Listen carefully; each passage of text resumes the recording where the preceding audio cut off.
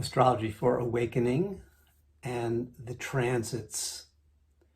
So remember that Astrology for Awakening is a meditation on the invitation of life as expressed through astrology to awaken, to realize, to embody, to express radiance in every moment. And so the Astrology for Awakening approach to transits is not what is going to happen to me. It's about how is this transit opening me up? How is it opening me up to more fully attune to the wisdom energy of the archetypes and to embody the archetypal wisdom in my life and as my life, because each transit is a very specific invitation based on the archetypal nature, the archetypal gift and blessing of the transiting planet. So we're going to, in this talk, we'll explore the particular gifts that we need to open up to, and when we focus on each planetary transit. But for now, I want to underline that the nature of this approach is about the awakening possibilities. So each one of the transiting planets are going around and touching our natal planets in various angles or relationships, aspects. Each one of your natal planets symbolizes both the specific healing path that your soul is taking in this life, and it's also a symbol of the way you can bring grace, wisdom, energy, and blessings of that healing into the world for the benefit of all beings. So this is a paradox that the natal planet describes a particular quality of incompleteness or woundedness, and it also describes a very specific pathway or practice, spiritual sadhana, that we are here, and you are here, and I am here based on our chart, to realize, to embody and express. So the chart as a whole, the whole thing as a mandala, is both an image of our karmic predicament, to quote Ram Dass, of our karmic inheritance, of the unanswered questions, the unhealed traumas, the unbalanced debts. And it's also, this mandala of the chart as a whole, an image of your dharma, that unique purpose and calling, the unique way that you are here to participate in the joyful unfoldment of life and the awakening of all beings to that joyful presence. So each transit is going to offer us,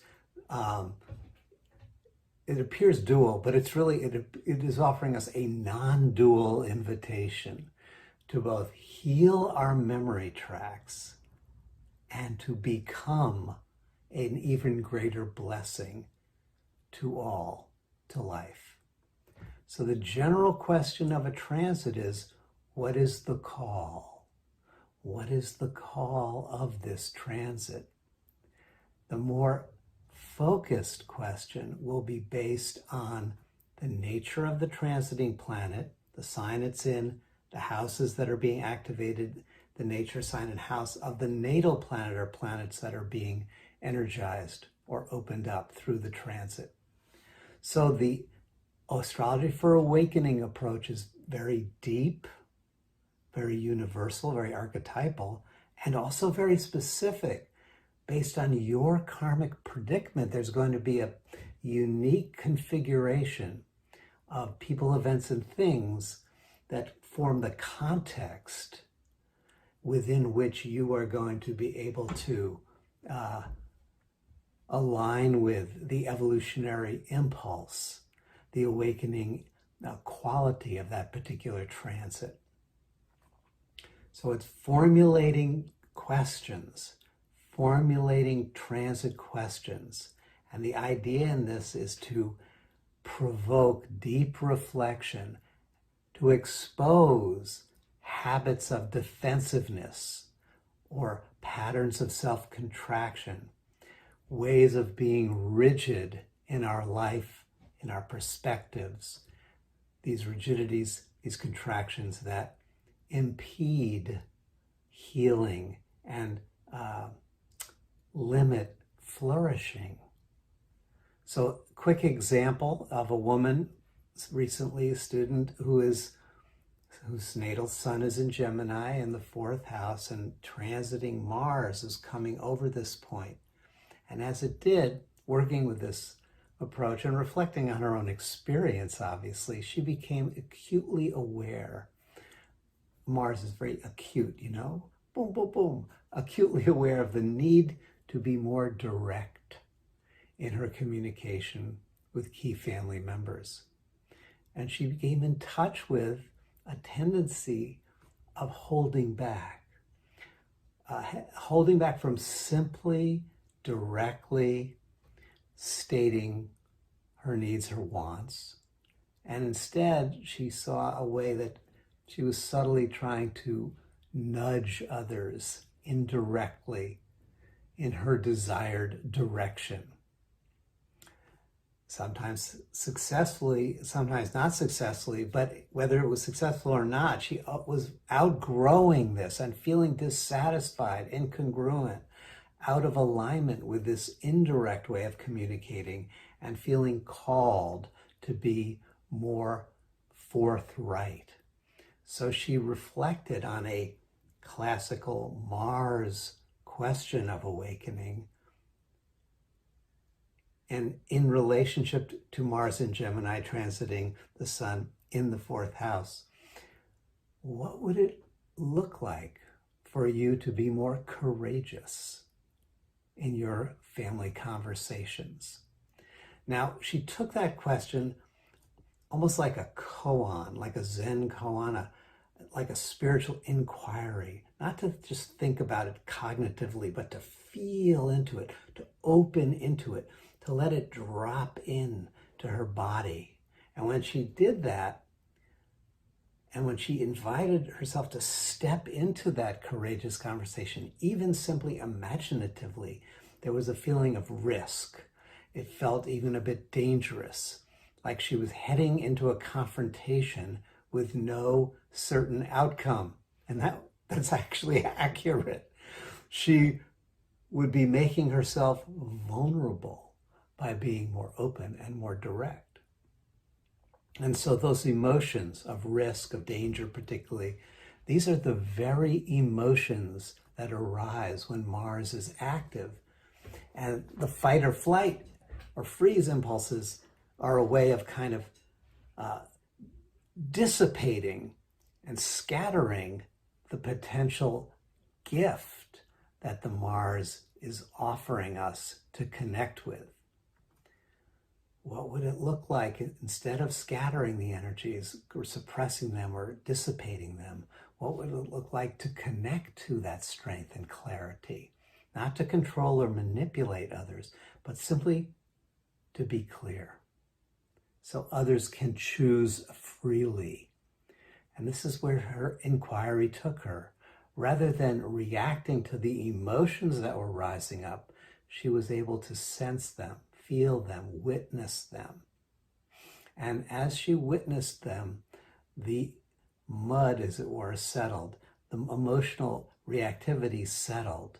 And she became open, more clearly open to a pathway that was appropriate and courageous, and offered ways for her to experimentally make forays into this practice of courageous conversation.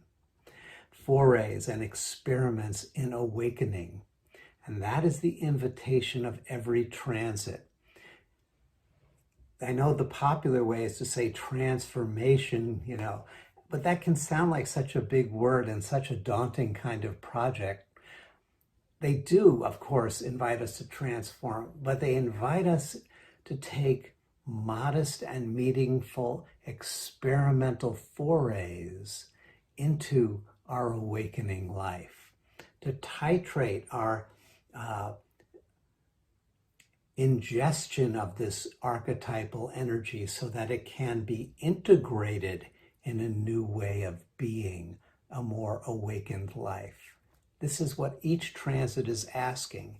And in the process, every planetary transit, just as Mars did for her in that case, will bring forth unredeemed emotional states with mental models, belief systems that keep us confined and limit our ways of expressing our gift, expressing the grace that can flow through our charts more wisely, more joyfully, and more lovingly. So let's take a look briefly at each of the planetary energies and the transiting invitation and some of the spiritual inquiry questions that they might be offering.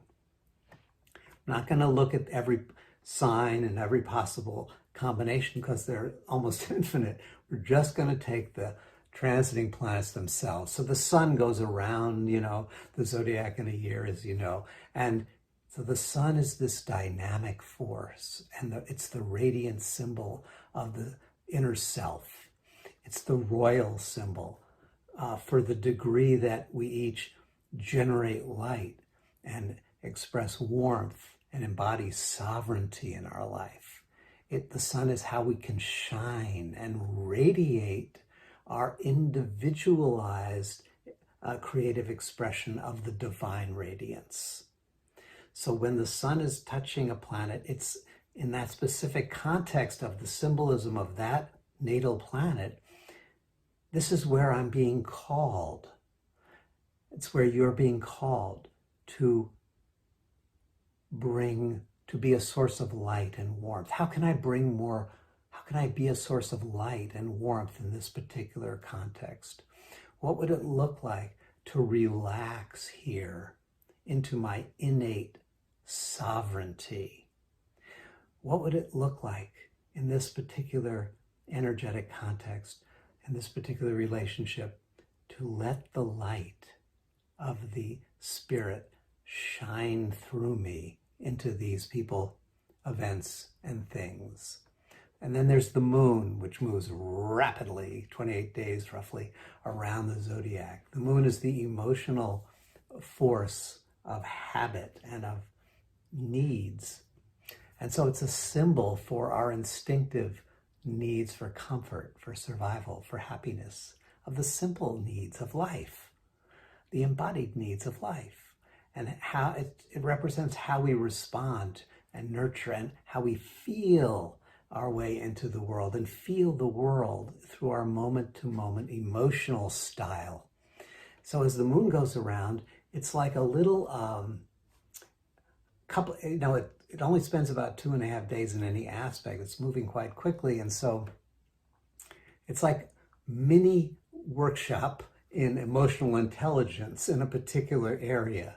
So it's in this particular area, where am I being called to care for my own needs with emotional intelligence? How and where am I being called to care for others' needs with greater emotional intelligence? And in this particular transit, what would it look like to embody emotional balance? Mercury moves around in a little bit longer than the moon. It's the mental force of ideation, the mind, and analysis. It's the symbol that represents our style of problem solving, of making cognitive sense of the world and how we tell the story, the mental models that we use to describe reality, how we analyze and interpret our experience. And Mercury is asking us the question, how can I listen more curiously to what life is communicating, what the message of life is coming to me through the people and events and things? How can I become more of a learner and less of a knower? How can I become a student or disciple of life and receive what life is trying to share with me? And how can I let go of old stories and calm the monkey mind to receive that new insight? Okay, Venus. Venus is the love symbol, the magnetic force of love and attraction. It symbolizes the way that we find beauty, what we find beautiful and attractive, the ways that we generate harmony, and how we magnetize love and what we truly value. So as Venus touches the different natal planets, we are being asked, how am I being called to embody, in this context, embody love and express more I-thou relationship. See the sacred humanity in the other and have a heartfelt connection with that. Where am I being called now to recognize and enjoy beauty and pleasure, to let the joyful gifts and the soothing presence of life into my heart? And what would it look like in this particular context that the transit is activating to be more loving? Mars, we briefly touched in the story, is the motivating force of will, of action. It's the symbol of energy, of gut-centered action, and it's the will to survive and to take dedicated action towards to serve a purpose.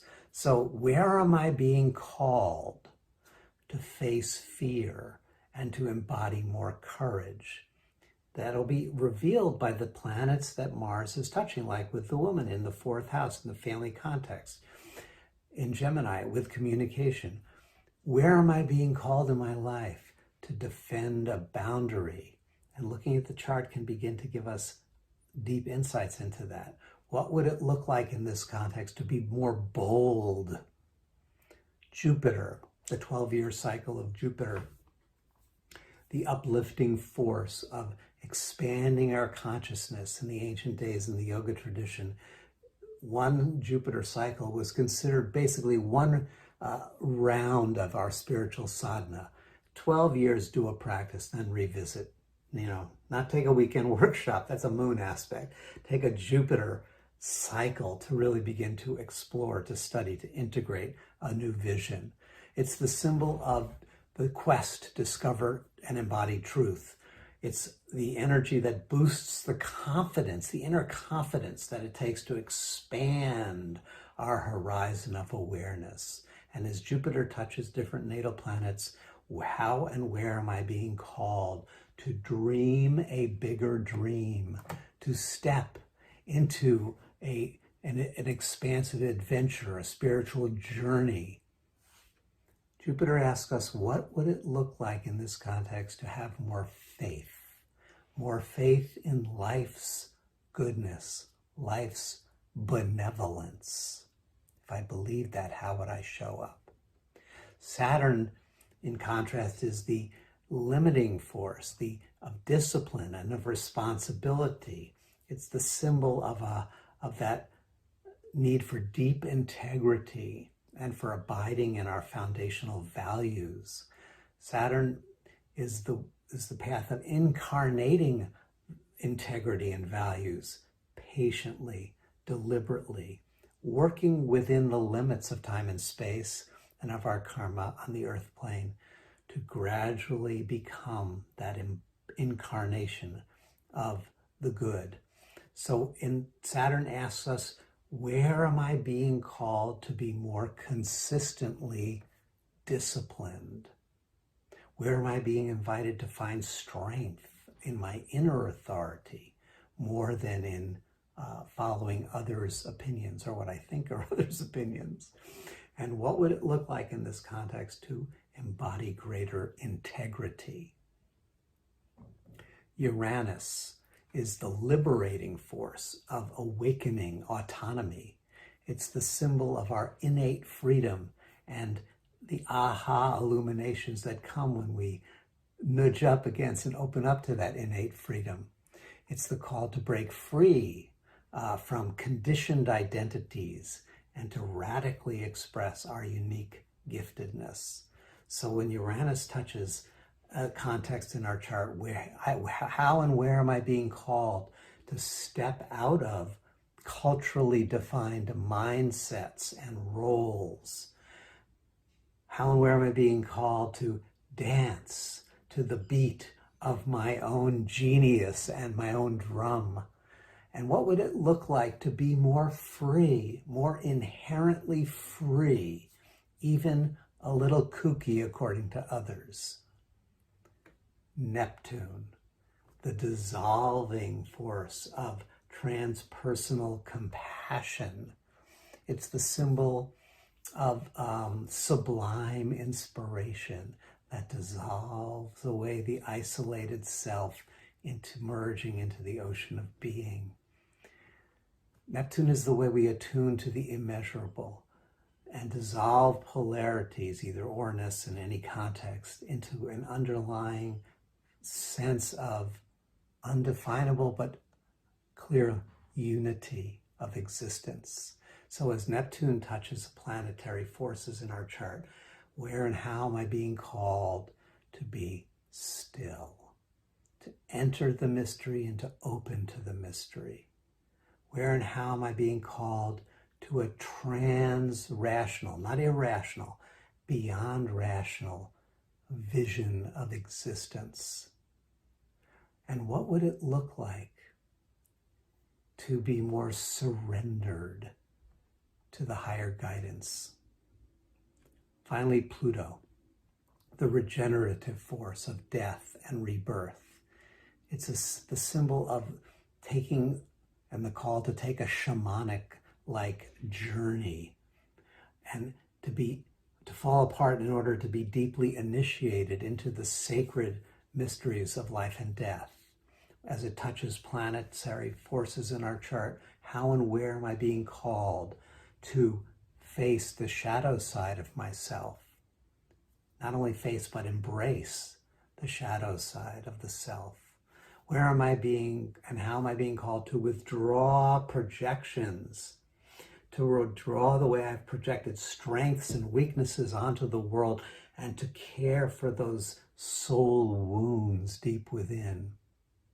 What would it look like for me to cooperate more fully in the death and rebirth process that is at play in a particular context in my life? So this is it, opening up.